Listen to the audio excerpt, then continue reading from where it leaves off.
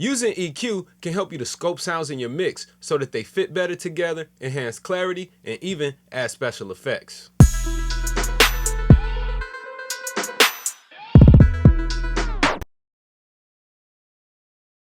What up, y'all? This your boy Wavy Wayne. This channel is going to bring you in-depth tutorials on audio mixing, editing, recording, and occasionally we'll do a little product review. Make sure you hit that subscribe button right there at the little bottom down there so that you don't miss anything, all right? The Wavy Way tip of the day is going to be all about EQ. The most basic form of EQ that most people used to is like the treble and bass control in your car or home stereo. A EQ is a frequency-specific amplifier, allowing you to boost or attenuate specific frequencies within a signal without affecting the surrounding one. Just like you use the tracks fader in Pro Tools to increase or decrease the level of that track, you can use an EQ to increase or decrease the level of certain frequencies within a signal without affecting the surrounding ones. Human hearing ranges from 20 Hz to 20,000 Hz. Most microphones, EQs, and speaker systems are built to accommodate this. There's a few different types of EQs, including fixed EQ, semi-parametric, fully parametric, and graphic EQs. Today, we're going to discuss the fully parametric 7-band EQ that comes standard with Pro Tools. Let's take a look at this plugin. I'm going to give you a walkthrough, and then I'll even show you a few tips and tricks to get started with EQing on your session. So, typically, when you apply an EQ, you want to apply it as an insert to affect the entire track. So all dynamic plugins and equalizers, you want to insert directly on that track so that you can affect the entire signal. We'll just start right at the top, from top to bottom. One of the controls at the very top of this EQ is the bypass button. Always make sure that you're using that bypass button. It's going to be crucial to A/B between the EQ version of the signal and the un-EQ version of the signal, just to make sure that the changes that you are making are actually enhancing the sound. At the top of the EQ, we have an input control and an output control. These controls the input levels and the output levels of your signal going in and out of the EQ. Now again, an EQ is an amplifier, so if you're doing a lot of boosting of frequencies, the signal is going to get louder in your mix. Therefore, you can use this output gain to kind of reduce that signal back to where it was before you EQ'd it. And the same as if you're cutting a lot of frequencies, you can use the output gain to boost back to get the certain amount of level that you had that sound sitting nice in the mix.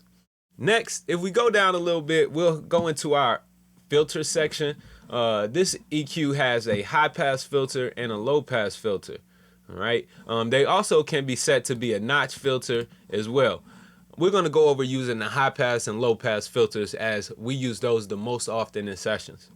One of the first things that I always do as soon as I open up an EQ for most of my tracks in my session is activate this high pass filter. You want to activate the high pass filter because in most signals, there's going to be some low end rumble and low end noise that's just not needed. By having all that low end noise down there, it's going to really mask the frequencies of your kick and your bass and not make those as strong. And it just adds a bunch of gunk that you don't really want in your mix. So I'm going to start off by activating this high pass frequency. To do that, you just hit this N button. That will activate that frequency, this section here for the filter. And then you choose the frequency. Typically, everything under 30 Hertz, if it's not an 808 or a kick, really everything under 30 Hertz can get washed away. We can wipe that out of there. And you know, depending on the signal, you'll decide whether you need to take off more of those lows or less of those lows. So on this case, I have a vocal, and I'm gonna play this vocal. We done came a long way from the bottom. Got my ways from the bottom. We can't wait at the bottom. Now with this male vocal, I don't want to take off too much of the low frequencies, but one thing that I can do is start to reduce those low frequencies up until the point that it sounds unnatural, and then back it up till I get to that natural sweet spot. Because I do want to get a good amount of that low out of here. So I have my frequency control, and this is what I'm going to use to select which frequency is my cutoff frequency, or in other words, at which frequency are we going to start to attenuate those low frequencies. And I also have my slope rate. And you can see as I change my slope rate, it's giving us the little graphic here that a higher slope rate will cut your frequencies off more dramatically, whereas a lower slope rate is more of a gradual roll off of those frequencies. When I'm using my high pass filters, I typically like to go with a pretty high slope rate to just cut those low frequencies on out of there. All right, so I'll go ahead and start to sweep around, and this is a common technique using EQs, even with the filter. You'll see what I'll do here. We done came a long way from the bottom. Got my waves from the bottom. We can't wait at the bottom. Was way at the Definitely too bottom. unnatural sounding. They hated the bottom. Name heavy game, weighted the bottom. We moving weighted the bottom. Game recognized, game at the bottom. Cool. So I landed right about 85 hertz. So I'm rolling off frequencies below 85 hertz on this vocal. Now, to me, that's going to give him the body that he needs to still have that nice low end velvety texture at the bottom, but not interfere with my kick and bass later on when I go to mix those. We done came a long way from the bottom. Directly across from our high pass filter is our low pass filter. This low pass filter can be used to roll off the high end frequencies, on the opposite end of the high pass filter. So the low pass filter allows low frequencies to pass. To activate the low pass filter, just hit the N button and you'll see that comes on. It's the exact same as the high pass. Now, on a vocal, typically I wouldn't apply a low pass filter unless it was like background vocals. Some techniques that you can use, especially for background vocals or any other type of sound that you want to kind of be more further back in the mix, is to apply a low pass filter and gently roll off some of those high frequencies. By rolling off high frequencies, that sound will appear to be further back in your mix. We done came a long way from the bottom. Got my waves from the bottom. We can't. But again, I'm not going to do that in this case, so I'm just going to deactivate that now. This is a 7-band fully parametric EQ. So we have our 2 bands of filters and then 1, 2, 3, 4, 5 bands of bell type EQs. Now, the high frequency band, which is the blue one here, and the low frequency band, you'll see that they have different options to where they can either be set as a bell curve EQ or a shelving type EQ. I'll show you a little bit of both. So let's take a look at the high frequency section here. The high frequency section on this EQ 7-band in Pro Tools defaults to starting off with being a high shelf, right? When you're using a shelving EQ, this is kind of like the treble or bass control in your car, to where you have a fixed position and everything before or after that fixed frequency is going to be attenuated or boosted evenly. All right, just take a look at the graphic here. So I'm at my high frequency. If I add some high frequency to this EQ, you'll see that just like a shelf, at the frequency that I chose, all the frequencies after that or above that, in this case, all the frequencies are being boosted at the same rate. We done came a long way from the bottom. Got my waves from the bottom. We can't wait at the bottom. Was way at the bottom. Adding a little high frequencies can give your signal a little more air and open it up a little bit. We done came a long way from the bottom. Got my waves from the bottom. We can't wait at the bottom. Was way at the bottom. On the opposite end of this EQ, all the way down here, is the low frequency shelf. So you can, again, choose for it to be a shelving type, to where you can boost or cut the low frequencies evenly, or I can choose for this to be of a bell curve, to where I have a point and the surrounding frequencies will be attenuated as well, boosted or attenuated as well. So we'll deactivate that. When you're first getting started with EQ, it may be hard to choose which frequencies you want to affect or where to even start. What I like to do is what I call the boost and sweep method. This way you boost a given frequency and sweep around until you hear something that you don't like.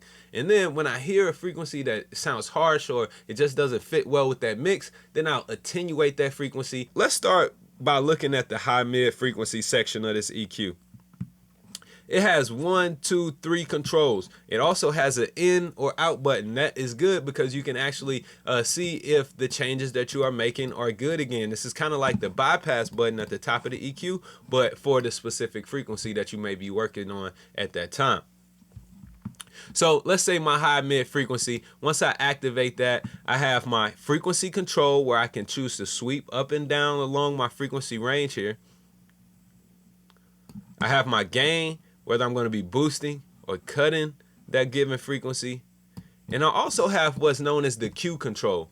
The Q control determines how much of the surrounding frequencies are going to be affected. Where a high Q, or also known as a tight Q, affects a narrow band of frequencies, whereas a low Q will affect a more wider band of frequencies. Typically, as I'm doing my sweep and search for the frequencies I don't like, I want a pretty wide Q so I can kind of get a good idea of where those frequencies are living at. And then whenever I do my cut, I'm going to tighten that Q up so I'm only affecting the narrow band of frequencies as I'm taking them out of the signal or attenuating them. We done came a long way from the bottom. Got my ways from the bottom. We can't wait at the bottom, was way at the bottom. They hated the bottom. Name heavy game. Cool. So right about this 375 hertz range, I'm seem to be getting a little boxiness. So if I don't like that frequency, I want to remove that a little bit from my signal. What I'm going to do is reduce the gain here.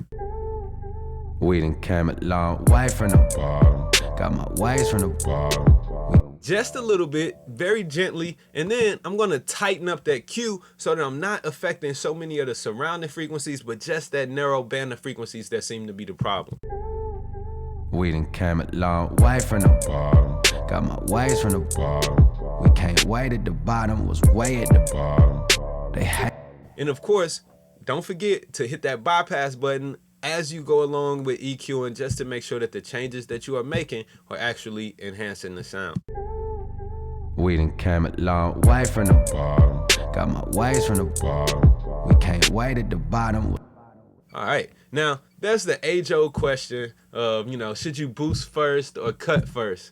And in this case, you definitely want to cut first. And in all cases, when you're working with EQ, when you start out, you want to start out by cutting frequencies that don't need to be there. You want to remove them to make space in your mix. If you start off by going and adding a bunch of frequencies, remember that an EQ is an amplifier. It's a frequency specific amplifier. So if you are boosting frequencies, you are making signals louder. You're ultimately eating up your headroom for that mix. So another way to approach that would be to start by reducing frequencies that you don't need. Then you giving yourself more headroom, opening that mix up, and ultimately, let's say if I had a signal that didn't seem bright enough, right? If by cutting out the low frequencies, I'm giving more leeway to the high frequencies, so that automatically is going to make that signal seem brighter by reducing the low frequencies.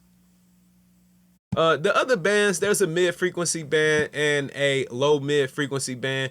They pretty much work the same throughout this EQ. So using EQ can help you to get a better overall mix and fix any problems that you may have encountered during recording. Remember, if it sounds good, it is good.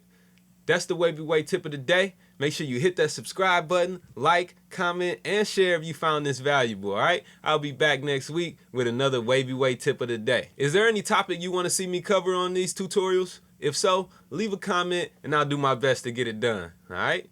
Y'all be dope.